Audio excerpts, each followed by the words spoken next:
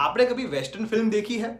To to to to वाला music होता है वही वाली फिल्म में। वैसे ही मैंने एक फिल्म देखी जो रिलीज हुई थी 1959 में, जिसका नाम है राइड लोनसम, और ये फिल्म अवेलेबल है 1001 मूवीज वाली बुक में, सो मैंने देख ली है। इसके डायरेक्टर है बट बॉय टीचर और इसमें हमें रैंडॉल्फ स्कॉट जी देखने मिलते हैं। ये एक वेस्टर्न ड्रामा फिल्म है। यहाँ पर कहानी है बैन ब्रिगेड की, जो एक क्रिमिनल को पकड़ता है और उसको फांसी के फंदे तक ले जाना उसका काम है। और इसी रास्ते पर बीच में दो और लोग मिलते हैं जिसको यही अपराधी चाहिए, क्योंकि इसके बदले में बाउंटी मिलने वाली है। इन द सेंस कि अगर आपके पास कोई क्रिमिनल रिकॉर्ड है तो आपको माफ कर दिया जाएगा। बैन ब्रिगेड जो है उसका सिर्फ यही मकसद नहीं है कि जो क्रिमिनल है उसको फांसी के फंदे तक पहुंचाना, लेकिन उनका कुछ और ही मतलब है। और वो क्या है, उसका मकसद क्या है, उसके लिए आप फिल्म देखना। यहाँ पर बैन ब्रिगेड का जो स्वैग दिखाया गया है वो मुझे काफी मस्त लगा। उनकी जो पर्सनालिटी है वो भी खास आपको पसंद आएगी, और उनके कपड़े और हेड पहनने की स्टाइल भी। रैंडल्फ जी ने काफी बढ़िया परफॉर्मेंस दिया है। उनका बोलने का तरीका भी आपको याद रह जाएगा। सैम और विट की यहाँ पर जोड़ी है वो आपको हंसाएगी बहुत ज्यादा, वो भी आपको याद रह जाएंगे एंड में, और आप कनेक्ट भी हो जाओगे उनसे। हालांकि हीरोइन यहाँ पर एक है, उसका काम सिर्फ आई कैंडी का ही लगा मुझे, मतलब हस्बैंड नहीं है तो वो बेचारी, उस टाइप का ही यहाँ पर काम दिखाया गया है उनका। और मजाक बनाओ, लाइक लड़की पर जोक्स मारो, उस टाइप का भी यहाँ पर दिखाया गया है 1959 के हिसाब से। अब ये फिल्म बॉय टीचर और स्कॉट की सबसे बेस्ट फिल्मों में से एक मानी जाती है। रैंडल्फ जी की यहाँ पर जो सीरियस एक्टिंग है वो लोगों को काफी ज्यादा पसंद आई थी, और मुझे भी। डायलॉग काफी शार्प है, ड्राई है और टू द पॉइंट है, और तो और सबटाइटल के बिना तो मैं समझ ही नहीं पाता। और इसमें थोड़ा बहुत आपको ब्लैक ह्यूमर भी देखने मिलेगा, जो 1959 के हिसाब से तो थोड़ा आगे था। फिल्म की सीनरी और कैमरा एंगल्स काफी बढ़िया थे, खास करके सिनेमा स्कोप यहाँ पर यूज किए गए हैं, जिससे लगता है कि ये 5 लोग रेगिस्तान में अकेले राइड कर रहे हैं। राइड लोनसम जो टाइटल है मूवी का भी। यहाँ पर खुले रेगिस्तान के जितने शॉट लिए गए हैं वो भी काबिलियत तारीफ है।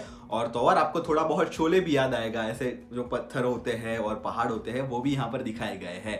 साथ में यहाँ पर घोड़े भी बहुत देखने मिलेंगे आपको, क्योंकि काउबॉय की फिल्म है ऑब्वियसली। और काउबॉय शॉट्स भी यहाँ पर थोड़े दिखने मिले हैं, लेकिन ज्यादा नहीं थे। ज्यादातर वाइड एंगल शॉट ही यहाँ पर यूज किए गए हैं, जो काफी अजीब भी लगता है वेस्टर्न फिल्म्स के लिए। इसके क्लाइमेक्स का एक सीन है जहां पर सूखे पेड़ को जलाया जाता है। मुझे लगा कि अग्निपथ में ये सीक्वेंस होता ना एंड में तो मजा आता, ऋतिक रोशन वाले अग्निपथ में, क्योंकि 1-2 मिनट का ही सीन होगा, लेकिन हमारे दिमाग में छाप छोड़ के जाता है ये सीन।